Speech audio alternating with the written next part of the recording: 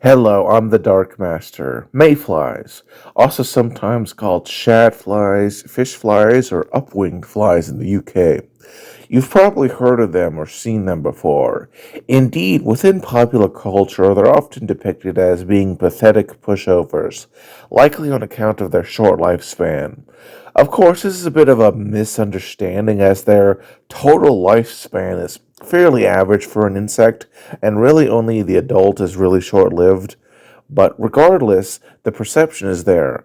But what if I told you that this wasn't always the case? During the Mesozoic, there existed an order of insects known as the Coxoplectoptera, which in Latin means chimera wings. And ooh boy, given they look like a mix of various other insects, that name is quite something and very fitting. Yet, despite their amazingness, they are deeply unknown and underappreciated, even by the broader paleo community. Hopefully, I can in some way fix this by informing you of their biology, relationships between themselves and with other animals, ecology, anatomy, and what may have happened to them in the end of the day. Before we get to that, I think I should probably answer the question you have. What are the Coxoplectoptera?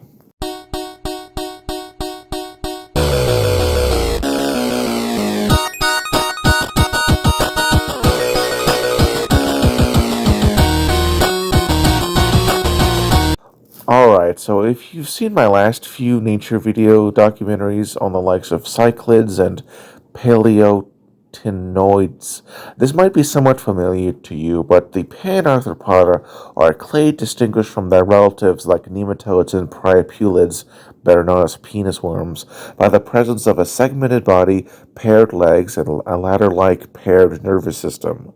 They are themselves divided into three living phyla, discounting the diverse but paraphyletic Lobopodia and the enigmatic Sialomorpha that may be its own phylum. The most basal are the tardigrada, more well known as the supposedly invincible water bears, with around 1,500 species. The next two are considered part of the clade Antennapoda for the presence of, antenna, at least ancestrally.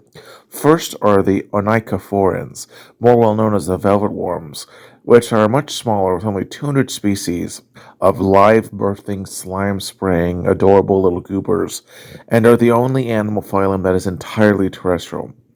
But with the third phylum, we come to the arthropoda, the subject for the rest of the video, distinguished by a mineralized exoskeleton and segmented legs, as well as a body that's divided into several segments.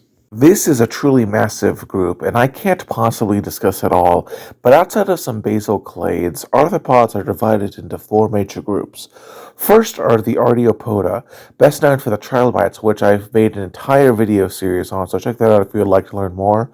Next we see the Silicerata, so named for their distinctive frontal appendages called silicerae, and includes arachnids like scorpions/spiders, horseshoe crabs, and the famous Eurypterids, also known as the sea scorpions, even though technically speaking they're not actually scorpions, but the name fits.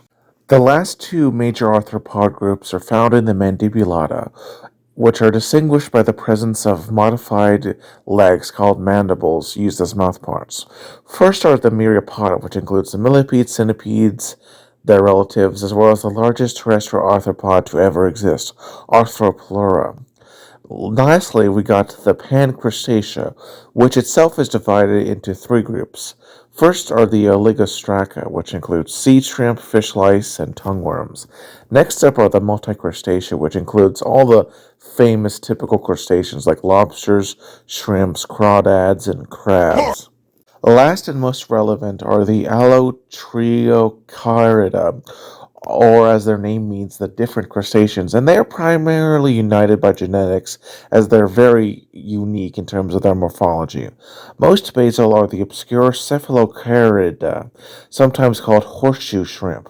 Next we see the Brachiopoda, that includes the famous fairy shrimp, clam shrimp, water fleas, and tadpole shrimp. Then we got to the Remipedia, another group of blind centipede-like animals. And lastly, the Hexapoda, which are distinguished from the other crustaceans by having only 6 pairs of legs. They are themselves divided into four main groups. First are the obscure Coxoplectoptera, also called coneheads, with around 800 species of obscure detritivores. Next are the Collembola, also known as springtails, with around 9,000 species of animals that have a tail-like appendage that allows them to spring away if attacked. Then we got the Dipleura, which have the common name two-pronged bristletales, and consist of around 800 species of cave and soil-dwelling guys. Lastly, we finally come to the fourth group of the hexapoda, the Insecta. Yes, insects are highly derived crustaceans and are distinguished by the presence of external mouth parts, unlike the others which have internal ones. The insects are themselves divided into two subclasses. First are the Archaeogonatha, also called the jumping bristletails, a group of around 500 species in two families, unique for having an archaic mouthpart construction. The second subclass are the Dicondylia, which have a more derived set of mouthparts with mandibles attached by two hinges to the head instead of one. They are divided into two main subgroups, discounting contested basal forms like Strudiella. First are the Zygomentoma, better known as silverfish or firebrats, with around 550 species of generalistic detritivores. Next up are the Perenotalia, which consist of the strange Carbotripulida, which was an unusual flightless, supposedly filter-feeding insect, and more relevant are the Pterygoda, which are distinguished from all the others by the evolution of the wing, leading to a massive level of diversity. They themselves are divided into three subdivisions. First are the Palaeodicteroidea, unique for having 6 pairs of wings and being the first major terrestrial herbivores on Earth. Then we got the Metapterygoda, which includes beetles and most other modern insects. But stuck between these two is the Ephemerida, which is where we find the subject of this video, with the oldest representatives of this group, Lithoneura, being from the Pennsylvanian stage. The first big group within the Pan-Ephemerida are the Coxoplectoptera. Unlike the modern order of Mayflies, they had functional mouthparts, meaning that they could eat, and both wing pairs are of the same size. They emerged in, the Permian, but lasted as living fossils until the Aptian stage of the Cretaceous in Brazil around 113 million years ago. Around the same time in the early Permian, we see the emergence of the last two groups we shall be talking about. First are the Ephemerida themselves, the true mayflies, which consist of over 3,000 species in 42 families divided between 6 superfamilies, that hopefully I'll talk more about in detail when I do my Mayflies of Mississippi video sometime in the distant future.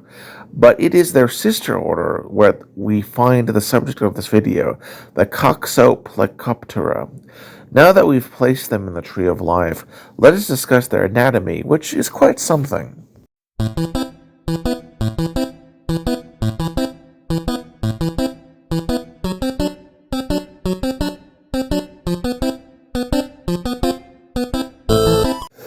Alright, so being insects, there's not a lot of unique terminology or special anatomy, unlike, say, trilobites or cichlids, but there are still some interesting aspects worth talking about. First, its head had a large pair of compound eyes, more like that of a dragonfly than a mayfly, as was the thorax, which was tilted backwards, again like that of dragonflies. While all 3 legs are well developed, the front pair especially are raptoral, akin to that seen in praying mantises and the unrelated mantis flies. Their wings were nearly identical to those of modern mayflies, and adults likely possessed caudal filaments akin to those of modern mayflies and the Coxoplectoptera. They were fairly small animals, with the largest specimen reaching 1.57 inches in body length, with a wingspan of 1.14 inches. Now that we've covered their anatomy, let's discuss the diversity to be found within this group.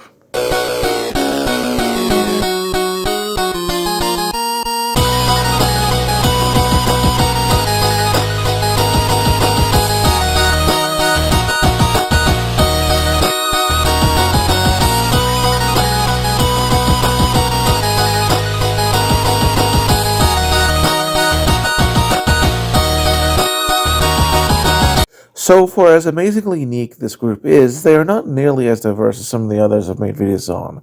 With only a single family, the Mycoletidae, which consists of three species. First is Mesogenesia, from the late Jurassic deposits of the Transbaikal, a mountain range east of what is now Lake Baikal. Second is Mycolieta, which gets its name from the German zoologist Gerhard Mycolieta, who was one of the first to promote cladistics in the European science community. It had two species, Mycolieta longimanus from the early Cretaceous of what is now Brazil, and a second, smaller species yet to be scientifically described due to being represented by a single, much smaller specimen being held in a private fossil collection in Japan. So yeah, not the most diverse, though to be fair, given the incomplete nature of the fossil record, plus the pretty fragmentary nature of mayflies, there were likely many more genera and certainly more species that we may never know about or hopefully may be discovered in the future. Now let us discuss their ecology, aka how they may have lived as actual animals.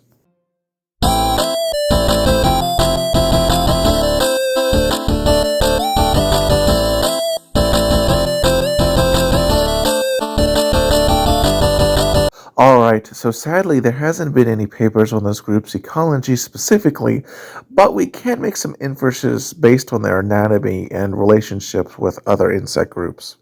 First up is their larval stage, also called nymphs or naiads. Known from about 20 specimens, it was aquatic with 7 gills, much like modern mayflies as opposed to the 9 in earlier Coxoplectopterans.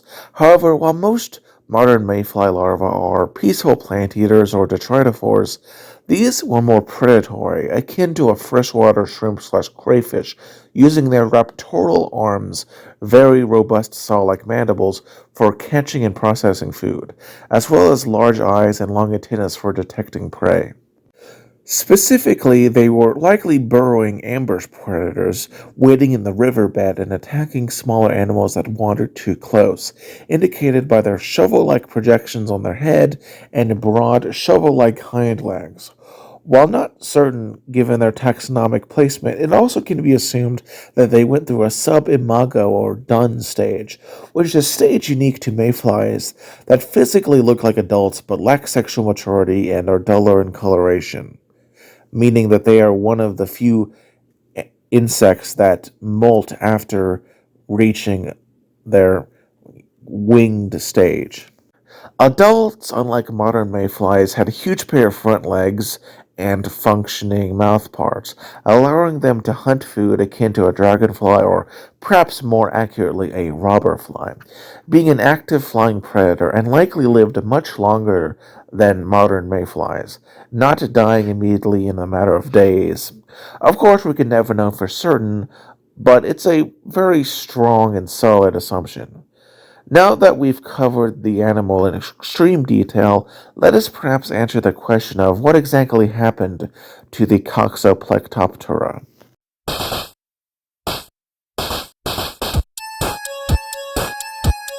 Who's watching?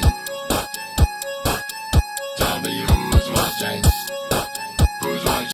Alright, so the exact origins of this group have been obscured by the mists of time. While the first fossils date to the late Jurassic around 150 million years ago, given their basal status as the sister group to modern mayflies, they actually likely date to the very early Permian or latest part of the Pennsylvanian. And as for when they went extinct, while the last fossils date to the Aptian stage of the Cretaceous around 120 million years ago, it's possible and in fact likely that they survived until the end of the early Cretaceous or even Mesozoic. Sadly, we can never really know until further fossils are found. As for why they went extinct, we don't really have an idea. They don't seem to have competed directly against other mayflies. Perhaps the evolution of more insect groups might have pushed them out, but again, it's all very vague, and I just sadly can't really give you a solid answer, so unlike most times, I'm sorry to leave you in a bit of a cliffhanger. Alright, normally I'd go into how they may have impacted human culture, but sadly, They haven't really appeared in any nature documentary, animation, movies, TV shows, or video games.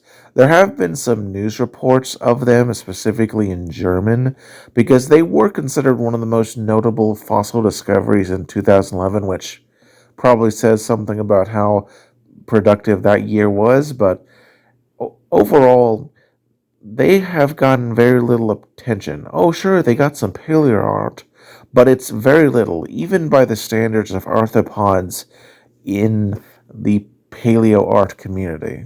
In fact, I've probably used all of it already. It's a shame, as they're a pretty gnarly group, deserving of more love. Hopefully, this video can raise a little awareness to this amazing group. Hope you enjoyed this shorter video. I wanted to do them for a while, and yeah, it's a smaller group that I thought a shorter video could be done on them while not taking too much time for my upcoming Halloween special. That's going to be massive. If you like this video, liked it, but if you love to consider subscribing and sharing it around. It really helps smaller YouTubers. Anyway, take care and have a wonderful day.